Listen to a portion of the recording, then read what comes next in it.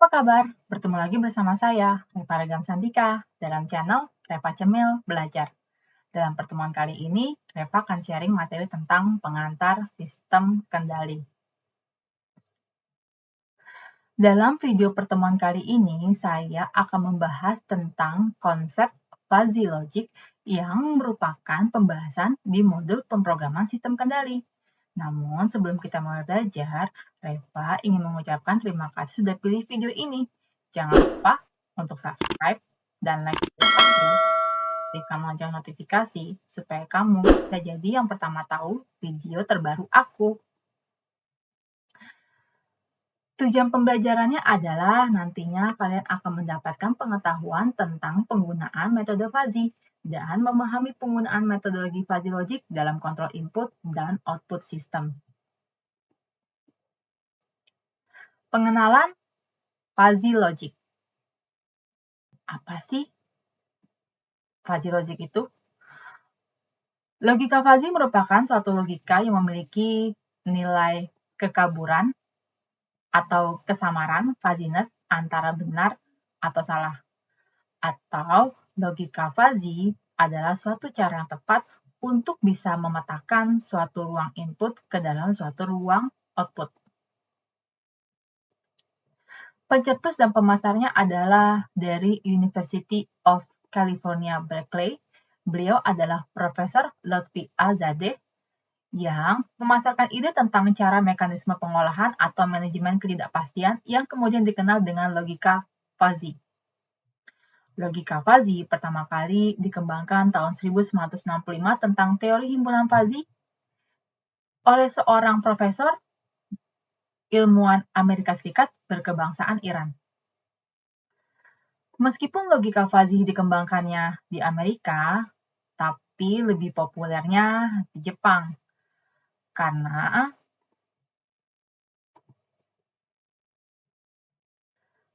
penjelasannya adalah kultur orang barat yang cenderung memandang suatu persoalan sebagai hitam putih, ya tidak, bersalah atau tidak bersalah, sukses gagal, atau setara dengan dunia logika biner Aristoteles.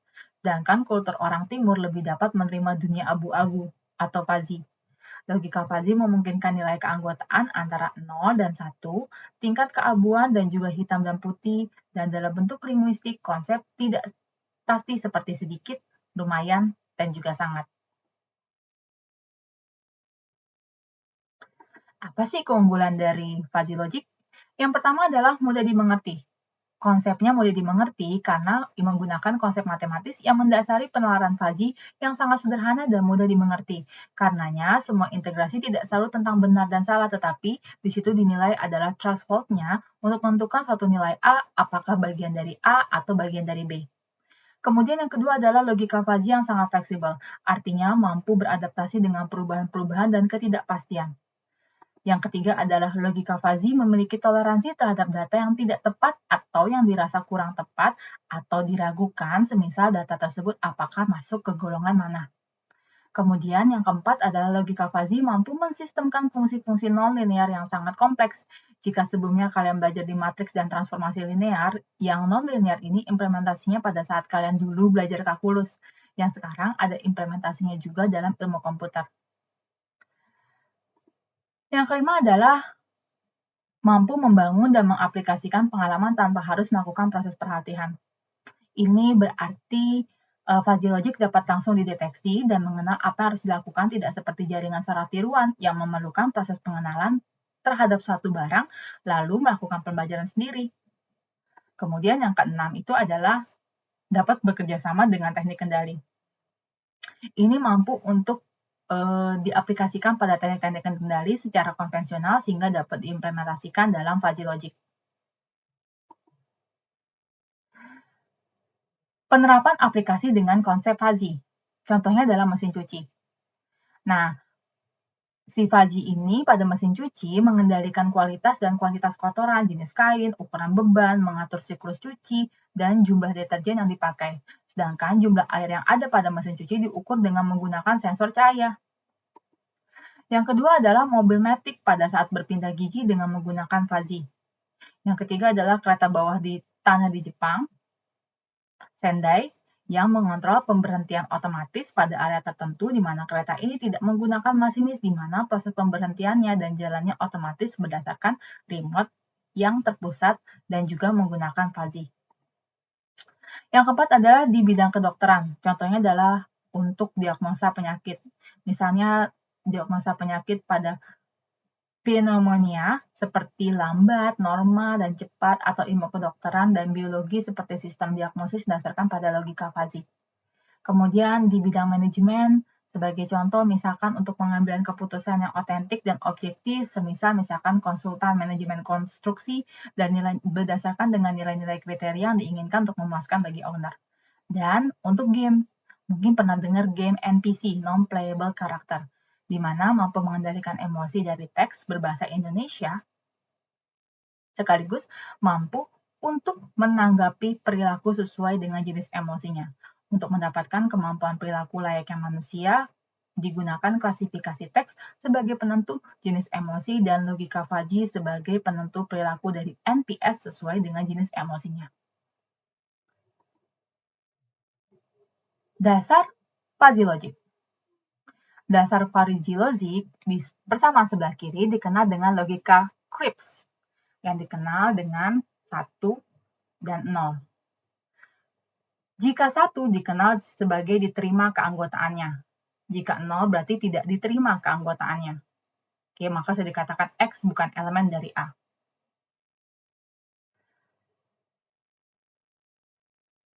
Nah, jadi biasanya sering ditulis dengan dua kemungkinan. 1 berarti X diterima atau sebagai elemen dari A, kemudian 0 yang berarti suatu item tidak menjadi anggota dalam suatu himpunan. Nah, kemudian di sebelah kanan, seperti yang kalian lihat, ini ada persamaan fuzzy, di mana keanggotaannya adalah tetap 0 dan 1, adalah perwakilan dari keanggotaannya, di mana elemennya hanya terdiri dari 0 dan 1.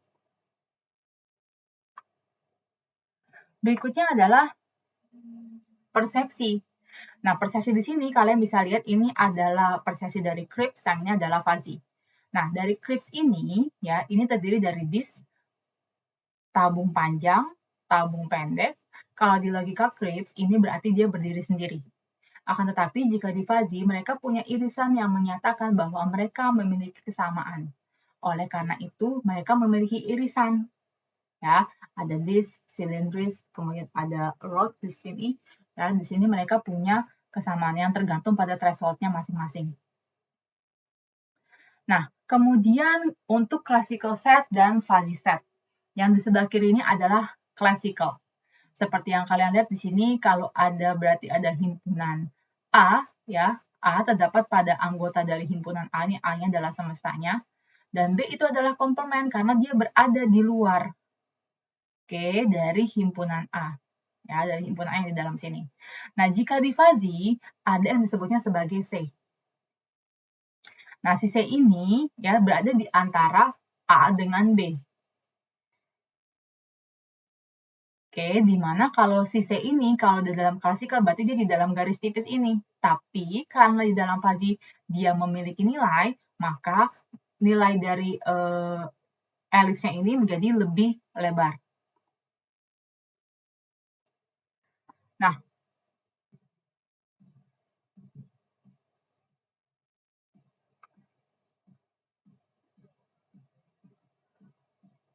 berikutnya adalah contoh dari klasik juga di mana X memiliki anggota ABC, berarti nilai elemennya adalah 3.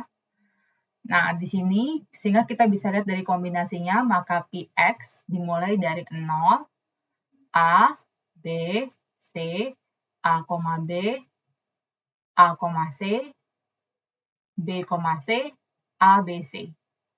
Maka untuk mengetahui berapa jumlah kombinasinya adalah kalian bisa buat dengan menggunakan rumus NPX 2 pangkat NX sama dengan 2 pangkat 3 sama dengan 8. Berarti kombinasi dari PX-nya adalah ada 8. Oke, maka yang pertama adalah karena dia himpunannya 0, berarti sini adalah 0,0,0. Kemudian A, karena dia A ini adalah bagian dari himpunan X, maka sini kita bisa buatnya adalah 1,00. kemudian B 0,1,0, kemudian C 0,01 ya, kemudian A, B 1,1 ya, 11,0 dan seterusnya.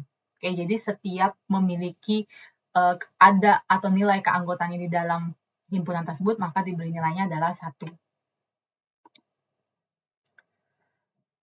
Berikutnya adalah teorema.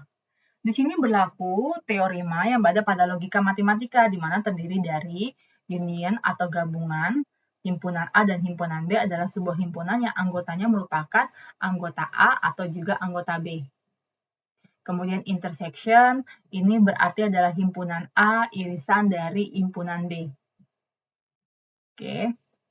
Kemudian komplement, ini adalah jika dia berada di luar, ya, berasal dari semesta U atau semesta dari unionnya, maka komplement dari A didefinisikan bahwa di mana X itu bukan elemen A. Oke, tetapi si X ini adalah elemen dari X yang besar, berarti himpunan semestanya. Kemudian difference. Nah, difference ini berarti himpunan A gitu ya dikurangi dengan himpunan B adalah dia adalah anggota X ini adalah elemen dari A, tapi dia bukan elemen dari B. Oke, maka penggambarannya ini adalah penggambaran untuk union, penggabungan, ini adalah intersection irisannya, ini adalah komplement, berarti adalah dia biasanya berada di luar dari yang kotak ini, kemudian ini adalah difference-nya. Oke, jadi A dan B berarti yang difference dari B-nya ini adalah A-nya untuk difference. Kemudian ada juga himpunan dari komutatif. Oke, di mana sifat komutatif pada operasi himpunan hanya berlaku pada operasi irisan dan gabungan, yaitu A union B sama dengan B union A. Asosiatif ini berarti operasi himpunan hanya berlaku pada operasi irisan dan gabungan, berarti dia penggabungan irisan dan gabungan. Distributif adalah operasi himpunan hanya berlaku pada operasi irisan dan gabungan. Oke, konsepnya seperti ini. Kemudian dari idempotensi, ini berarti sifat idempoten yang berlaku pada operasi irisan dan gabungan, ya antara lain A union A sama dengan A irisan A sama dengan A. Kemudian konsep dari identity itu berlaku pada irisan dan gabungan antara lain transitif dan juga involusi. Nah, semua ini sudah pernah dibahas di logika matematika di semester 1. Jadi untuk mengingatnya, silahkan kalian baca kembali ya buku dari logika matematika kalian. Nah, berikutnya adalah fuzzy set. Fuzzy set itu didukung oleh union, intersection, dan juga komplement. Di mana X1 dan juga X2 di sini itu mewakili iterasi. Dan di bagian paling atas ini itu adalah angka per iterasinya. Maka bisa dibuat ya sebagai berikut. Sigma berarti adalah jumlah dari nilai per iterasi di mana nilai perbanyaknya dari iterasi. Oke, ini adalah jumlah dari banyaknya iterasi dari per setiap iterasinya. Nah, kemudian penggambaran untuk gabungan dan irisan. Penggambarannya adalah bisa seperti ini. Penggambarannya ini berarti adalah union untuk yang sebelah kiri, kemudian sebelah kanannya adalah irisan. Oke, ya berarti diambil yang sama saja. Sebagai contoh, sebagai berikut. Oke, untuk yang komplement di sini kita punya elemen A dan B. Oke, maka di sini mulainya adalah 0 dan 1. Oke, karena setiap elemen itu untuk fuzzy itu selalu dimulai dari 0 dan 1. Nah, maka kita bisa buat komplement ya, berarti oke, pertama di bawahnya adalah 1 ya, 0 1, berarti di sini 1 per 1. Oke, berarti maksudnya gini, 1 itu adalah nilai dari iterasinya, gitu ya. Kemudian komplement dari 0 kan pasti ini kan 0 dan 1. Komplement dari 0 itu adalah 1. Kemudian 2, ya, komplement dari 1, berarti di luar dari 1 adalah 0. Kemudian untuk yang 3, komplement dari 0,5 adalah 0,5. Oke, 1 kurang 0,5 berarti 0,5. Kemudian yang 4, komplement dari 0,3 itu adalah 0,7. Kemudian untuk yang 5, komplement dari 0,2 sama dengan 0,8. Nah, berlaku juga untuk yang B ya, sama konsepnya. Kemudian untuk yang union. Oke, union itu adalah penggabungan. Oke, berarti kita menggabungkan A sama B. Nah, berarti 1 dengan 0,5, kita nggak bisa nulisnya 1,5. Ya kan, karena himpunannya cuma 0 dan 1. Oke, maka kita buatnya adalah 1. Oke, karena 0,5 bagian dari 1. Kemudian 0,5 dan 0,7, maka kita buatnya adalah 0,7, karena 0,5 itu adalah bagian juga dari 0,7. Kemudian 0,3 dan 0,2, maka kita tulisnya adalah 0,3. Karena apa? Karena 0,2 adalah masih bagian ya dari 0,3. Kemudian 0,4 dan 0,2, maka hasilnya adalah 0,4. Kemudian A intersection P. 1 dengan 0,5. Ya, berarti intersection-nya irisannya adalah 0,5. 0,5 dengan 0,7. Oke, berarti 0,5. Oke, karena 0,5 kan bagian dari 0,7, berarti irisannya adalah 0,5. Kemudian 0,3 dan 0,2, berarti irisannya adalah 0,2. 0,2 dan 0,4, berarti irisannya adalah 0,2. Nah, berikut ini adalah contoh dari himpunan tegas Scripps, nilai keanggotaan suatu item X dalam suatu himpunan A yang sering ditulis dengan mu AX memiliki dua kemungkinan, 1 dan 0. 1 berarti diterima keanggotaannya, 0 berarti tidak diterima keanggotaannya. Sebagai contoh di sini saya punya sebuah himpunan semesta 1 sampai dengan 6, di mana A-nya 1, 2, 3, B-nya 1, 3, 4, 5. Sebagai contoh, nilai keanggotaan dia mencari nilai keanggotaan 2 pada himpunan A. Apakah ada angka 2 di dalam himpunan A? Ada, berarti mu A 2 sama dengan 1, karena 2 adalah elemen A. Semisal saya ambil cara acak misalkan 2, apakah 2 itu berada pada himpunan B? Jadi nulisnya mu B2 sama dengan 0. Apakah 2 ada di dalam himpunan B? Nggak ada kan, maka 2 bukan elemen dari B. Cukup nggak dipahami kan? Oke. Berikutnya adalah, misalnya adalah variabel umur dibagi menjadi 2 kategori, yaitu adalah muda, umurnya harus lebih kecil dari 35 tahun atau di bawah 35 tahun. Parubaya itu adalah berada di usia start 35 sampai dengan 55. Tua itu adalah umurnya lebih besar dari 55 tahun. Oke, maka bisa kita lihat di sini adalah mulai startnya adalah di 0 gitu ya. Dan kemudian maksimumnya adalah paling terakhir adalah diterima di indeks satunya adalah 35. Nah, kemudian untuk parubaya startnya adalah dari 35 sampai dengan 55. Kemudian untuk yang tua juga startnya dari 55 ke atas. Nah, apabila seseorang berusia 34 tahun, maka bisa dikatakan muda. Mu muda 34 sama dengan 1. Apabila seseorang berusia 35 tahun, maka dikatakan tidak muda. Berarti nilainya adalah 0. Keanggotaannya adalah 0. Nah, apabila seseorang berusia 35 tahun kurang 1 hari, maka dia dikatakan tidak muda. Oke, mu muda 35 tahun min 1 hari sama dengan 0. Oke, tapi kalau misalkan dia masuknya ke dalam parubaya, dia dimasukin nilainya adalah 1. Oke, dan seterusnya. Nah, maka untuk mengatasi hal tersebut, disempurnakanlah fazi semisal untuk kategori muda akan dimulai dari 0 ya. Oke, dan berakhir di angka 45. Oke, kemudian untuk parubaya startnya dari 35 sampai dengan 55. Nah, si angka 45 ini adalah titik tertinggi gitu ya dari parubaya. Jadi penghabisan dari si muda ini di angka 45 merupakan bagian tertinggi gitu ya, batas tertinggi gitu ya dari parubaya. Gitu ya. Kemudian start dari 45 gitu ya. Dan terakhirnya adalah 65 gitu ya. Ini adalah batas tertinggi gitu ya dari tua dan seterusnya. Nah, penerapan juga bisa pada temperatur.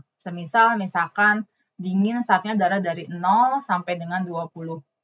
Sejuk itu dari 15 sampai dengan 25. Normal tuh dari 20 sampai 30. Nah, maka akhir dari dingin itu merupakan puncak dari konsep yang berikutnya. Oke, konsep dari sejuk. Jadi, akhir dari sejuk itu merupakan titik tertinggi dari normal, dan seterusnya. Fungsi keanggotaan. Nah, fungsi keanggotaan ini ada dua, ya, ada naik dan juga turun. Nih, ada naik dan juga turun. Nah, untuk kenaikan, himpunan dimulai dari titiknya adalah 0, ya, kemudian dia akan bergerak naik dengan keanggotaan tertinggi. Nah, jadi bisa dikatakan bahwa jika nilai keanggotaannya adalah 0, oke, maka sudah pasti nilai X-nya itu dia lebih kecil daripada A.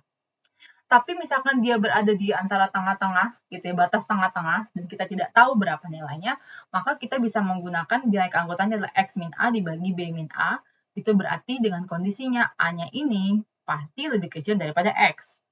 Nah, kan tapi kalau misalkan batas tertinggi adalah 1, maka X lebih besar daripada B. Berikutnya adalah fungsi dari keanggotaan, di mana untuk keanggotaannya menurun. Nah, di sini terdiri dari dua konsep. Ya, oke, konsep yang tertinggi itu adalah yang paling atas, nilainya adalah 1. Tapi kalau misalnya kita tidak jelas kondisi berapa nilai X-nya, maka kita bisa masukkan B min A dibagi B min A. Oke, di mana nilai dari X dia itu lebih besar daripada A, tapi lebih kecil daripada B. Dan untuk keanggotaannya 0, maka berlaku nilai X-nya itu pasti lebih besar daripada B. Nah, presentasi kurva segitiga. Nah, kurva segitiga pada dasarnya ini adalah merupakan gabungan dari dua garis linear dengan nilai keanggotaan 0, ya, dengan nilai keanggotaannya 0. Oke, maka nilai X-nya sudah pasti lebih kecil daripada A, atau X-nya lebih besar daripada C. Oke, kemudian X min A dibagi B min A, itu berarti nilai X-nya itu dia X-nya lebih besar daripada A, tapi lebih kecil daripada B. Kemudian B min A dibagi C min B, ini berarti nilai B-nya itu lebih kecil daripada X, gitu ya, dan nilai X-nya lebih kecil daripada C. Kurva trapesium pada dasarnya seperti bentuk segitiga, hanya saja pada beberapa titiknya, ya, dia memiliki nilainya adalah 1, dengan keanggotaan sebagai berikut. Ya, sini ada 0, di mana nilai X-nya itu berada, dia lebih kecil daripada A, atau X-nya lebih besar daripada D. Atau posisi di tengah-tengah, gitu ya. Ini A-nya, ya, A-nya dia lebih besar, lebih kecil daripada X, dan X-nya itu lebih kecil daripada X, dan X-nya itu lebih kecil daripada B. Kemudian nilai 1, dia berada di antara B dan C, bisa dipastikan X-nya lebih besar daripada B, dan X-nya lebih kecil daripada C. Kemudian D min X dibagi D min C, di mana nilai X-nya lebih besar daripada D. Nah, representasi dari kurva bahu. Nah, ini adalah berada di terletak di tengah-tengah suatu peubah yang direpresentasikan dalam bentuk segitiga pada sisi kanan dan juga kirinya yang akan naik turun. Misalnya dingin bergerak ke sejuk, sejuk bergerak ke hangat, kemudian hangat bergeraknya ke panas. Tetapi terkadang dalam satu sisi dari peubah tersebut tidak mengalami perubahan. Sebagai contoh, apabila kita sudah mencapai kondisi panas, kemudian temperatur akan tetap berada di kondisi panas, maka himpunan fazi bahu bukan segitiga digunakan untuk mengakhiri peubah suatu daerah fazi. Bahu kiri bergerak dari benar ke salah, sebaliknya bahu kanan itu bergerak dari salah ke benar.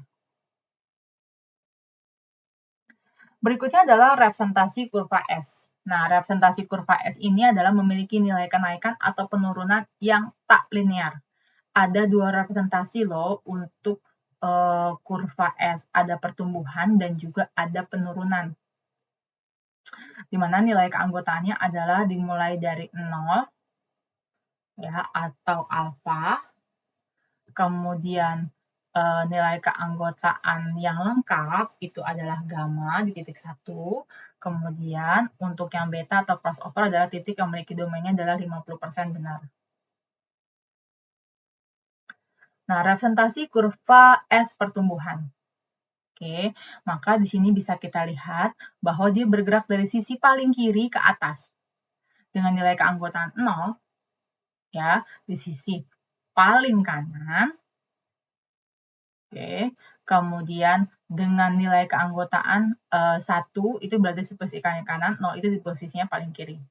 Nah, fungsi keanggotaan akan bertumpu pada 50%, nilai keanggotaannya disebutnya sebagai titik infleksi. Oke, atau titik infleksi. Kurva penyusutan. Nah, kurva penyusutan itu adalah kebalikan dari si kurva pertumbuhan. Nilai keanggotaannya dia akan bergerak dari 1 ke sisi kanan dengan nilai keanggotaannya adalah 0. Ini adalah konsep dari keanggotaannya. Semisal sebagai berikut. Saya ingin mengetahui fungsi keanggotaan kurva pertumbuhan. Oke, semisal saya memasukkan nilai usianya adalah 50. Ingin mengetahui berada di posisi manakah si usia 50 ini. Oke, maka di sini dia berada di antara di tengah-tengah ya. Oke, nah tengah-tengahnya, maka kita bisa pakai rumus 1 min 2, gamma min X dibagi gamma min alpha bagi 2. Oke, maka diperoleh adalah 0,68. Nah, berikutnya adalah fungsi keanggotaan untuk representasi kurva lonceng. Nah, untuk kurva lonceng ini merepresentasikan himpunan Fuzzy biasanya digunakan kurva bentuk lonceng. Nah, kurva bentuk lonceng ini terbagi atas 3 kelas, kurva pi, beta, dan juga Gauss. Perbedaan kurva ini terletak pada gradiennya. Kurva pi. Nah, kurva pi ini berbentuk lonceng dengan derajat keanggotaannya adalah 1 yang berletak di pusat domain gamma dan lebar kurvanya adalah beta. Dan ini adalah nilai dari keanggotaannya. Kemudian berikutnya adalah kurva beta. Nah, kurva beta ini berbentuk lonceng, namun dia lebih rapat. Kurvanya didefinisikan dengan 2 parameter, yaitu nilai pada domain yang menunjukkan pusat kurva, yaitu adalah domain dari gamma, dan setengah lebar kurva disebutnya sebagai beta. Salah satu perbedaan mencolok kurva beta dan kurva pi adalah fungsi keanggotaannya akan mendekati 0 hanya jika nilai dari betanya itu sangat besar. Dan ini adalah fungsi dari keanggotaannya. Kurva Gauss. Nah, kurva Gauss menggunakan gamma untuk menunjukkan nilai domain pada pusat kurva dan K yang menunjukkan lebar dari kurvanya. Nah, ini adalah fungsi dari keanggotaannya. Contoh penerapannya sebagai berikut. Ya, semisal kita ingin mengetahui usia 42 itu berada di keanggotaan berapa untuk parubayanya. Nah, berarti kita letakin dulu tuh posisi dari nilai X-nya 42 itu posisinya di mana untuk menentukan rumusnya. Oke, nah kita pakai rumus yang 1 min 1 dikurangin 2 ya, kita masukkan nilainya. Ya, kita masukkan nilainya berarti min 2 di sini gamma dikurangi nilai X dibagi gamma dikurangin dengan nilai terendahnya. Maka dihasilkan nilainya adalah 0,82. Maka usia 42 itu berada di nilai titik keanggotaannya adalah 0,82. Kemudian untuk usia 51. Oke, berarti dia menggunakan rumusnya adalah 2 dikali 55 itu adalah batas akhirnya adalah 55, dikurangi 51 untuk nilai X-nya, kemudian 55, dikurangi 45 bagi 2, maka didapatkan adalah 0,32. Berarti untuk usia 51, dia berada di batas ya 0,32 mendekati usia maksimumnya adalah 55. Library set dan juga keanggotaan. Nah, pada saat nanti kalian membuat coding di Arduino pada library, yang harus dideklarasikan adalah melakukan set keanggotaan di sini. Kita set dulu keanggotaannya seperti ini, atau library-nya, kemudian kita set keanggotaannya. Nah, dengan menentukan indikator-indikatornya, misalkan di sini untuk sensor kelembaban, kita dia fuzzy set 0,10, 50, 60. Jadi dia bergerak naik, kemudian terus dia terus bergerak naik ya ke atas. Nah, ini berarti bisa saja adalah pertumbuhan, ya, kurva pertumbuhan. Nah, kemudian setelah itu, kita setelah menentukan set keanggotaan, langkah berikutnya adalah kita menentukan indikator. Oke, membuat rules atau untuk menentukan indikator yang akan kita lakukan. Misalkan sebagai contoh di sini adalah untuk sebagai kelembaban dan cahaya matahari. Contoh penerapannya adalah di lampu penerangan jalan dan pompa otomatis. Nah, sebagai contoh ini adalah konsep dari prototype untuk penerangan jalan. Di sini ada microcontrollernya, kemudian dia akan bergerak naik, ya. Nah, mobilnya akan bergerak terus jalan. Nah, maka nanti dari sensor mobil tersebut, maka lampu-lampu ini akan menyala. Dan ini adalah implementasinya. Oke, ini adalah prototipe inovasi untuk penyiraman tanaman dan pembuatan maket. Dan berikut ini adalah hasil akhir dari prototipe tersebut. Demikian pembahasan untuk teori fuzzy logic kali ini. Jika ada saran atau ada yang ingin tanyakan, silakan tinggalkan komen di bawah. Thanks for watching. Don't forget to like and subscribe. Make sure that you don't miss another video. And certainly I be more excited to create another video. Stay tuned on my channel. Stay safe, keep healthy, be happy, and have a nice day. See you soon. Bye bye.